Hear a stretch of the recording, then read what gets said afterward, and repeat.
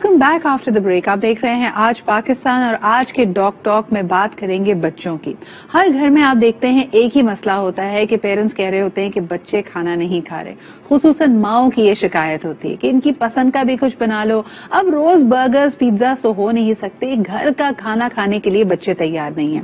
इससे जुड़े हुए दूसरे मसाइल के अगर घर का खाना खाने पे बच्चे आमादा हो भी जाते हैं तब भी उनकी पसंद की कुछ मखसूस चीजें होती हैं। सब्जियां वो खाना नहीं चाहते, कई बच्चे अंडा नहीं खाना चाहते, मछली नहीं पसंद। तो प्रोटीन की सोर्सेज जो उनके बिल्डिंग ईयर्स में उनके लिए अहम है, जो न्यूट्रिएंट्स उनके लिए अहम है, वो उनके जिस्म तक नहीं पहुंच पाते। अब दूसरी तरफ इसका सोल्यूशन ये निकाला जाता है कि इनको मुख्तलिफ एनर्जी ड्रिंक्स, सप्लीमेंट्स या विटामिन दिए जाएं। क्या ये वाकई आपके बच्चे की सेहत के लिए अच्छे हैं? जो चीजें बच्चे को फूड से एक्सट्रैक्ट करके ये न्यूट्रिएंट्स बॉडी के लिए पूरे करने चाहिए, अगर हम उसके लिए सप्लीमेंट देते हैं, उसके लिए विटामिन की गोलियां देते हैं, क्या ये एक्चुअली लॉन्ग रन में बच्चों के लिए अच्छा है या नहीं? आइए इस हवाले से बात करते हैं। हमारे साथ मौजूद हैं the paediatric consultant from the Tahir medical, जनाब डॉक्टर इब्राहिम यूसुफ साहब। अस्सलाम वालेकुम इब्राहिम साहब। वालेकुम सलाम जी। डॉक्टर साहब ये सारे घरों का देरीना मसला है। मुझे ये बताइए कि बच्चा घर का खाना नहीं खा रहा हो तो क्या करना चाहिए? वेरी नाइस टॉपिक और बहुत अच्छी डिस्कशन है इस पे, जिसको कहते हैं हम पिकी ईटर्स। और पिकी ईटर्स लोग बनाते हैं खुद घर में। कैसे बनाते हैं वो आपको बताता हूँ। जब बच्चा माइलस्टोन्स डेवलप करता है च्यूइंग हैबिट का, वो होता है 6 मंथ्स। सही। वहां बच्चा डेवलपमेंट डिलेड के साथ जब माएँ जाती हैं बड़े बड़े स्टोर्स पे और बाहर की ग़िज़ा लेना शुरू करती हैं और वो उनको शौक होता है कि मैं बाहर की ग़िज़ा दूं और घर की ग़िज़ा ना दूं, तो बच्चे ऑटोमेटिकली क्या होते हैं, वो पिकी ईटर्स की तरफ जाते हैं, क्योंकि आप बहुत सारी चीजें उनको प्रोवाइड कर रहे होते हैं एक साथ। सही। जब एक साथ प्रोवाइड करते हैं तो ऑटोमेटिकली बच्चा क्या करता है, वो एक चीज को डिसाइड नहीं कर सकता, बहुत सारी चीजें देख के वो डरना शुरू कर देता है और पीछे भागना शुरू करता है। सेकंड क्या करते हैं कि आप बच्चे को पिकी ईटर्स के लिए क्या करते हैं कि कुछ भी खा ले, ये अल्फाज माओ का बहुत इस्तेमाल करते हैं हमारे मुल्क में। सही। जिसको हम कहते हैं कि वो बच्चे को स्टबन बनाती है, कुछ भी खा ले। अब कुछ भी खा ले मतलब आप डिमांड एंड ऑफर वाली कहानी करते हैं। अगर आप कहीं ऐसे इलाके में जाते हैं जहां पे लोअर तबका रहता है, मीडियम क्लास रहता है, जहां पे ये चीजें अफोर्ड नहीं होती, वहां पे आप अगर देखें तो वन डिश का काम होता है कि घर में एक ही डिश बनी है, या बचा हुआ खाना घर पे आया हुआ है, या कोई ऐसी जगह जा रहे हैं जहां पे सिर्फ खाने का एक ही चीज ऑफर की जाती है, डिमांड नहीं है। हमारे घरों में, बहुत सारे घरों में डिमांड एंड ऑफर वाला चक्कर है, जहां आप डिमांड। आप ये कहना चाह रहे हैं कि जितना आप बच्चे को ज्यादा ऑप्शंस देते हैं वो कंफ्यूज भी होता है, वो स्टबन भी होता है, लेकिन जहां उनके ऑप्शंस लिमिटेड हैं, चॉइसेस लिमिटेड हैं, वहां पे ये मसला नहीं आता। डॉक्टर साहब ये बताइएगा कि अक्सर इसमें हैबिट्स जो खराब होती हैं वो हमारे स्कूल के टिफिन से होती हैं। एक वक्त था कि स्कूल में कैंटीन्स नहीं हुआ करती थी, तो हर बच्चे ने घर से खाना लेके जाना था। तब माँ पसंद नापसंद और फिर भूख लगती थी तो आप इवेंचुअली वही खाते थे जो आपके टिफिन में होता था। अब सुबह कन्वीनियंस के चक्कर में बहुत सारी माएं जो 2 दिन बच्चे स्कूल जा भी रहे हैं आजकल, उनके टिफिन में, उनके लंच बॉक्सेस में पैकेट की चीजें होती हैं, पैकेट के बिस्किट्स, पैकेट के चिप्स। क्या इससे भी उसकी ईटिंग हैबिट्स में कुछ बिगाड़ आ रहा है? ज्यादा जो होती हैं वो मैक्रोनीज और नूडल्स होती हैं, जिससे आपका कार्ब्स बढ़ता है, जिससे ओबेसिटी, शुगर लेवल बढ़ता है और आपकी भूख जो है, क्योंकि कार्ब्स जितने भी होते हैं उसके डाइजेस्टिव एंजाइम जो हैं वो बहुत डिलेड प्रोसेस से डाइजेस्ट करते हैं, और वो डाइजेस्ट करके डायरेक्टली जो है शुगर बनाते हैं, एनर्जी नहीं बनाते हैं। तो ऑटोमेटिकली बच्चे को भूख आगे अगर घर का खाना खाना है आगे जाके, तो वो घर का खाना खाएगा नहीं। सही। जब वो नूडल्स खा रहा होता है या मैगी का, यानी जो मैक्रोनीज खा रहा होता है, उसमें एक किस्म का सॉल्ट यूज किया कहते हैं, उसको यूज करते हैं मोनोसोडियम ग्लूकोनेट। जी। मोनोसोडियम ग्लूकोनेट में जो असरात होते हैं वो टंग के ऊपर जाके वो टेस्ट डेवलप करते हैं। वो वही चीज खाता है जो उसमें जिसमें मोनोसोडियम ग्लूकोनेट डाला जाता है।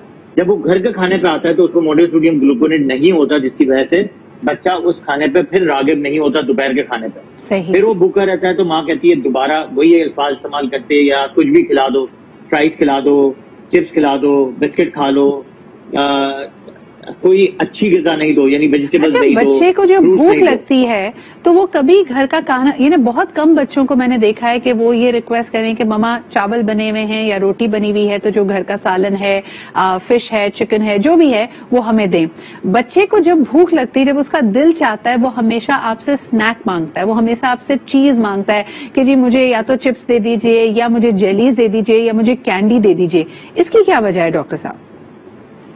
इसलिए कि उसमें आपको मैंने कहा ना कि ये डिमांड, जितनी चीजें घर पे पड़ी होती हैं, बच्चे कहते हैं कि मुझे वही जंक खाना है, उसके अलावा कुछ नहीं खाते, क्योंकि इजीली डाइजेस्टेबल है, फौरन उसको खा लेते हैं। दूसरा, उसमें जो सॉल्ट यूज किया जाता है, जितने भी प्रिजर्वेटिव्स होते हैं, उसमें जो सॉल्ट मटेरियल यूज किया जाता है ना, वो हमारे पोस्टीरियर टंग, जो आगे वाली टंग के हिस्से पे जो हमारे टेस्ट बर्ड्स हैं, उसको डेवलप करते हैं। सही। अच्छा डॉक्टर साहब, एक कॉलर हमारे साथ है, उनसे बात करते हैं और उनका भी सवाल देखते हैं, और फिर मेरा एक सवाल होगा सप्लीमेंट्स और एनर्जी और विटामिन्स के हवाले से भी। So let's first take the caller. Hello जी, अस्सलाम वालेकुम।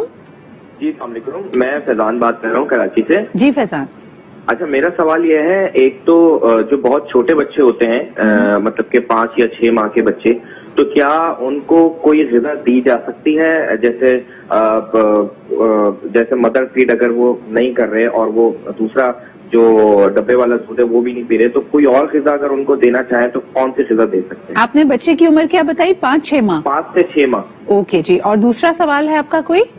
नहीं सर, यही सवाल। ठीक है जी। डॉक्टर साहब, 5-6 माह का अगर बच्चा है और यकीनन जैसे कहते हैं कि 3 माह के बाद उसकी ठोस ग़िज़ा या उसको लाइट सॉफ्ट फूड डाइट उसकी शुरू कर देनी चाहिए, लेकिन अक्सर बच्चे उस एज से भी पिकी होते हैं, जो हमारे यहाँ सिरेलैक या मुख्तलिफ फूड सोल्यूशंस बच्चों के दिए जा रहे हैं, बच्चा नहीं खाना चाहता, तो अल्टरनेटिव क्या हो सकता है?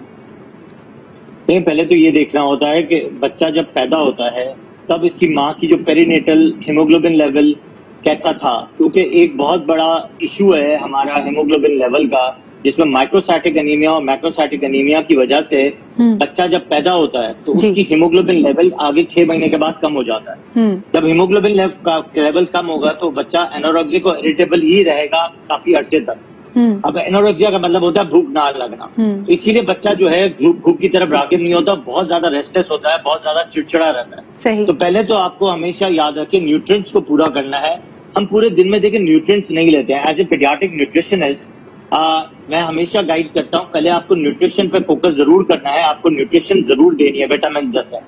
तो विटामिन आपको एक टैबलेट या एक सिरप में आपको वो सारे विटामिन मिल जाते हैं जो आपको पूरे दिन में ग़िज़ा में नहीं मिलता। तो आप ये कह रहे हैं कि विटामिन देना बच्चों के लिए बहुत मुफीद हो सकता है, क्योंकि उनकी पूरी ग़िज़ा में जिन न्यूट्रिएंट्स की, विटामिन्स की, एसेंशियल्स की कमी है, वो ये विटामिन सिरप पूरी कर सकता है, या गमी बेर्स, जो भी आपके बच्चे लेना चाहें। लेकिन सवाल ये पैदा होता है कि पेरेंट्स की इसी गिल्ट को लेकर के बच्चा प्रॉपर खाना नहीं खा रहा, स्नैक्स की फरमाइश कर रहा है, बिस्किट चिप्स ज्यादा खा रहा है।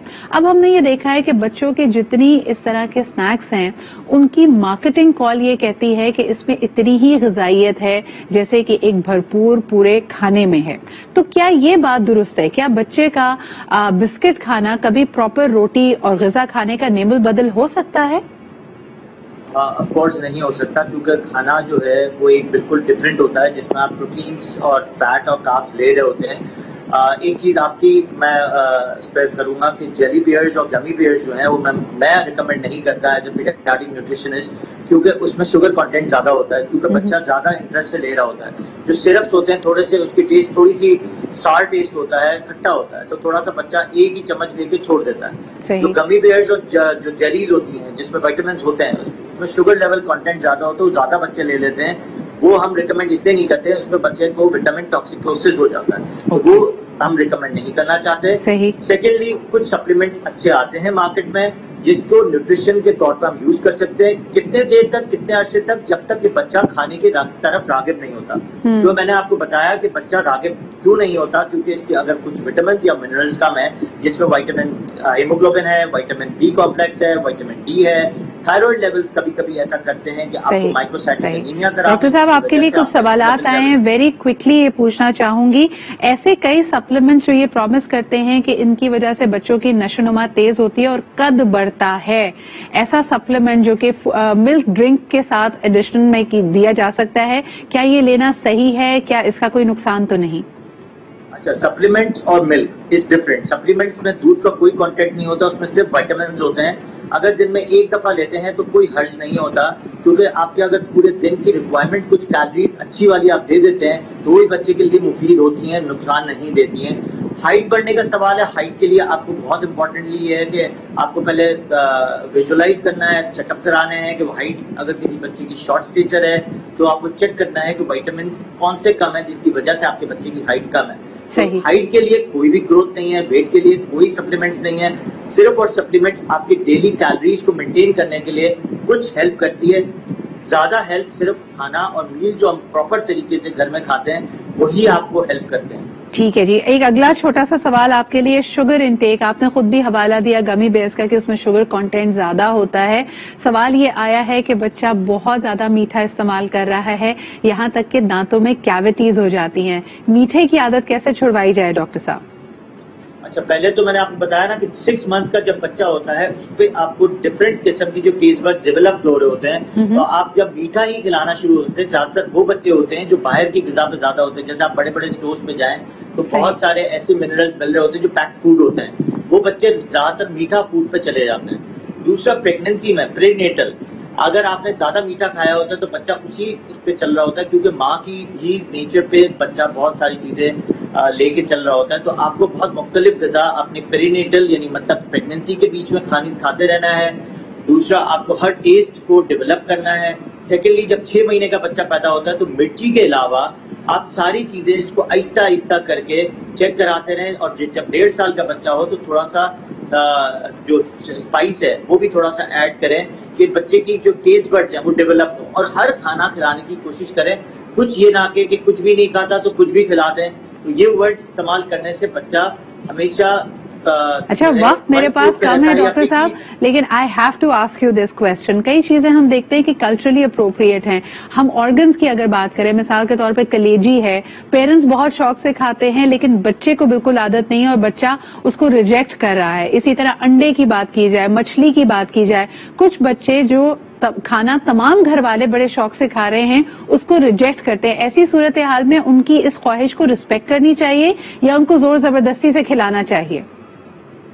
लेकिन जोर जबरदस्ती नहीं होती। हमेशा ये कहते हैं हम लोग, जो as a paediatric nutrition community कहती है कि बच्चे को खाने की तरफ लेके आओ, बच्चे को खाना लेके उसकी तरफ ना जाओ। गैजेट्स बंद करके खाना खिलाओ, जब खाना सब खा रहे हो जब उस वक्त बैठ के खिलाएं, जैसे सुन्नत तरीका है, बिस्मिल्लाह पढ़ के एक जगह बैठ के प्रॉपर तरीके से आप टेबल मैनर्स सिखाएं, एथिकली सारी चीजें जो इस्लाम की तरफ से सिखाई गई हैं वो सिखाओ, तो ऑटोमेटिकली बच्चा उस तरफ रागिब होता है। फोर्सफुली कभी खाना नहीं होता, जैसे फोर्सफुली आप सुलाते नहीं हो, बच्चे को नींद आती है तो बच्चा सोता है, जब बच्चे को वॉशरूम आता है तो वॉशरूम करता है। इसी तरह खाना है, खाने को टेक इट सीरियस, और प्लस साथ में इसको एक जोक बना के जबरदस्ती या जोक बना के नहीं रखें। जब ऐसा सिचुएशन करेंगे तो ऑटोमेटिकली बच्चा उस पर रागिब होगा। खाने को उसकी तरफ लेके नहीं जाए, खाने पे उसको लेके आए। एक्सेलेंट टिप्स, और आपने बिल्कुल सही कहा। अक्सर माएं अपने आराम के लिए, अपने कन्वीनियंस के लिए करती हैं कि पहले बच्चों को खिला दें फिर उसके बाद बाकी फैमिली बैठ के खाएगी। जब वो कम्युनिटी यानी एक साथ बैठने का रिवाज, टेबल मैनर्स, बहुत सारी चीजें बच्चा सीखता है। बहुत बहुत शुक्रिया डॉक्टर साहब मौजूद होने के लिए। पिकी ईटर्स के लिए आज आपको मिली एक्सेलेंट टिप्स, और खास तौर पर बच्चों की न्यूट्रिशनल जो उनकी बॉडी की रिक्वायरमेंट्स है उसको भी पूरा करना बहुत जरूरी है। इसी के साथ जी हम बढ़ते एक छोटे से ब्रेक की तरफ वापस आएंगे। आज बड़ा अहम टॉपिक है। आज हमने बात करनी है the financial boundaries that a man needs to have. खवातीन के फाइनेंशियल इंक्लूजन की बात की जाती है, but let's see the other side of the spectrum as well. हमारे साथ रहिए।